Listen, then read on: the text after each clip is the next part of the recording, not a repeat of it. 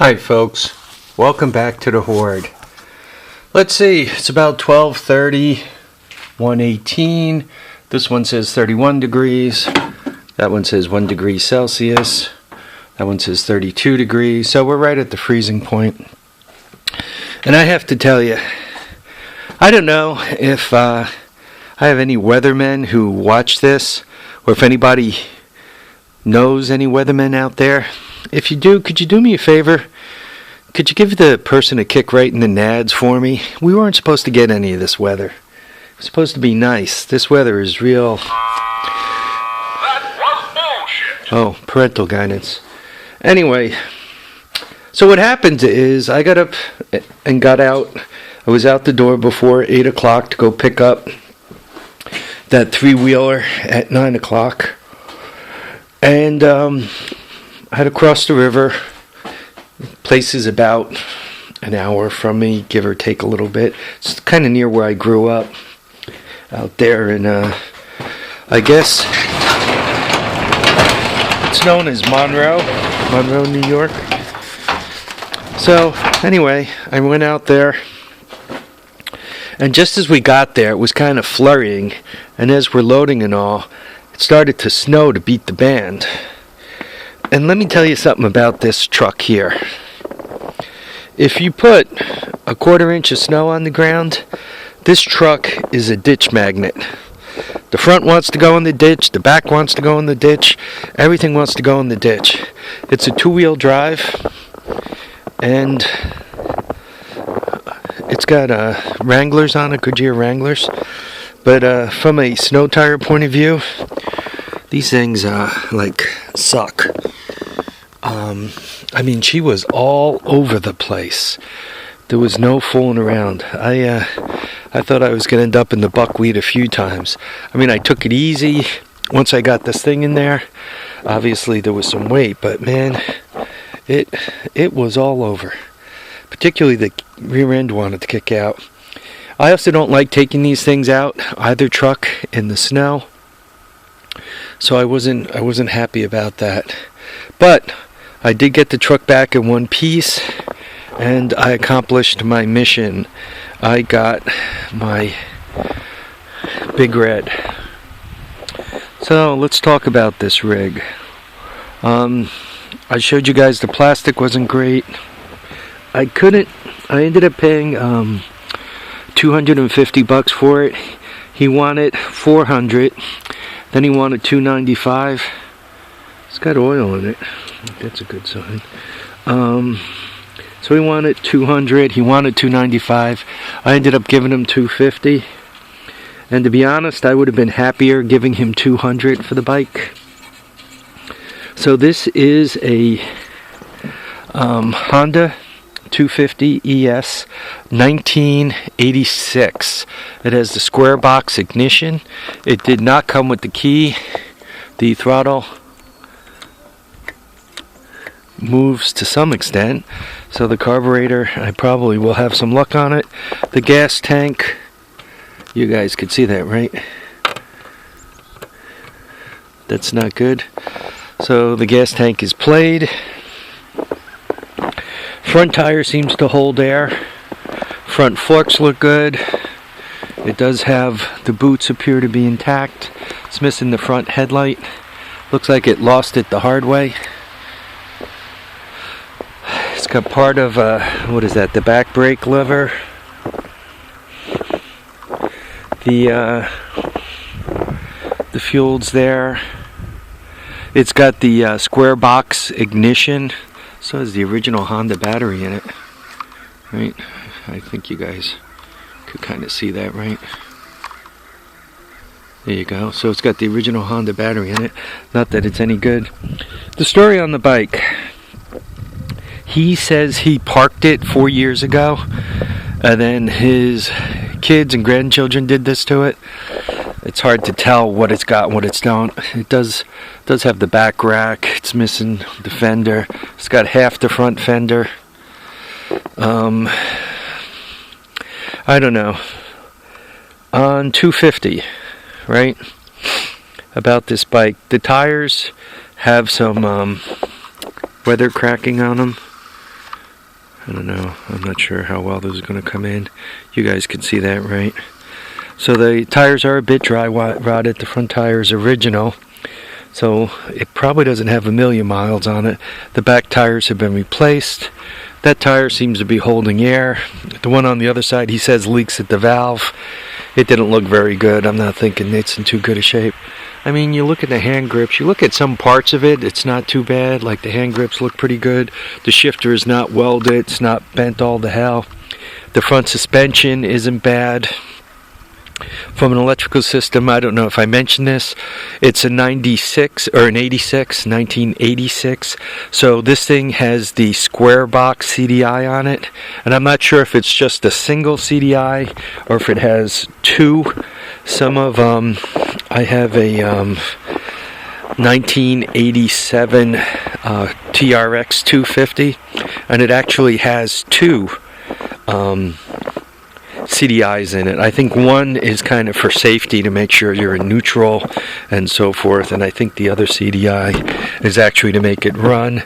I never tried to get that one running, so I'm not positive about that. One of the reasons why I had to come out again was to get my phone and get the this GPS back to where it belongs before I lose it and it tears my mirror off my truck.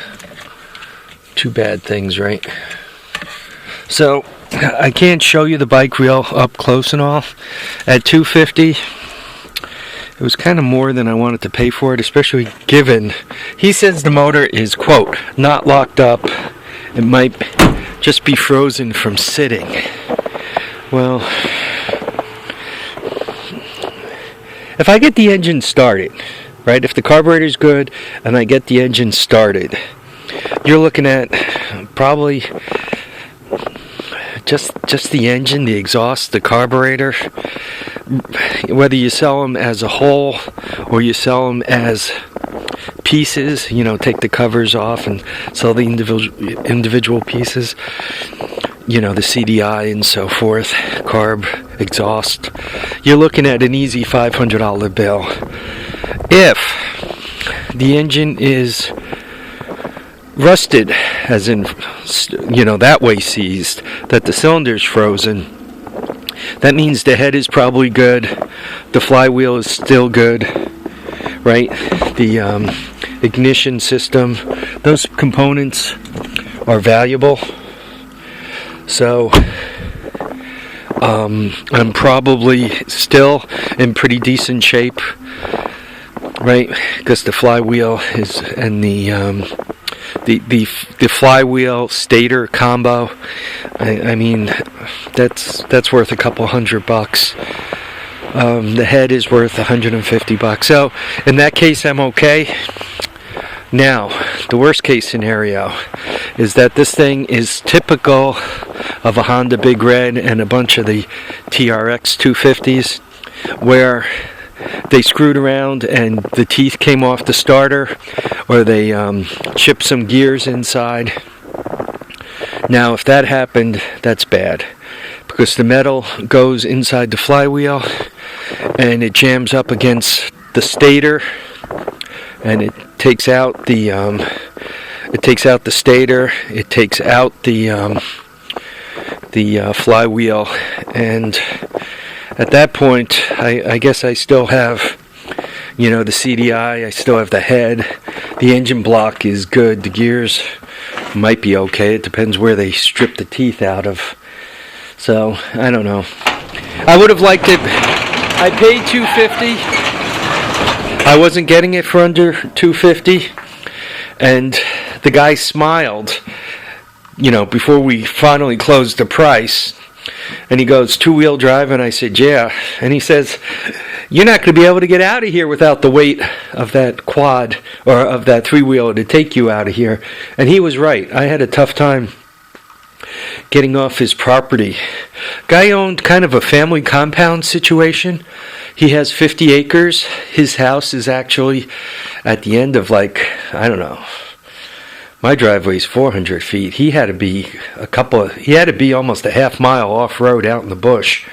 I had my son with me, and you know, I always, whenever I'm going on one of these weird expeditions, I kind of document where I am and all, just in case I don't come home. But you know, I mean, the guy was cool, and you know, he had quite the little situation set up for himself. But if he wanted to be Deliverance or something, we're talking they'd never find your body back there on his property. You know, never find it. Okay, well, I've been babbling for 10 minutes now. You can see I got out there, I got the bike, I got it back. We got a couple inches of snow here. Once again, if anybody knows a weatherman, if you know one or find one or whatever, if you could give them a nice swift kick for me, tell them it's for me for not being able to do a very good job at doing their job. I mean, there was supposed to be no snow. I mean, look at this mess. I mean, my truck was out in the salt and all. Homie don't like that. So the bike's home. It was 250, Ford A250, 1986, Honda 250 ES. There's enough there for me to make it worthwhile, but I would have liked to pay $200 for it. Maybe the numbers I have in my mind are a little too low. Maybe that's part of the problem too. Maybe I need to update my head a little bit. I'm too cheap. Okay, folks. Tires down, tracks down, handlebars and steering wheels up. Live, love, and have a great time. We'll catch you on the next episode of The Horde. And God knows when that'll be. I should bring this in. I got the box to put this in. I'm waiting for the battery holders to do that thing. I decided to put 8 AA batteries right inside the box with it. That cuts 2 leads hanging out of the box. It makes it more self-contained. I think when I put the whole thing together, you guys will find it interesting and useful. Hopefully somebody out there duplicates it. No better flattery than duplication, right? Okay, guys, take care. We'll see you soon. Thanks for watching, commenting, and subscribing. Take care, folks.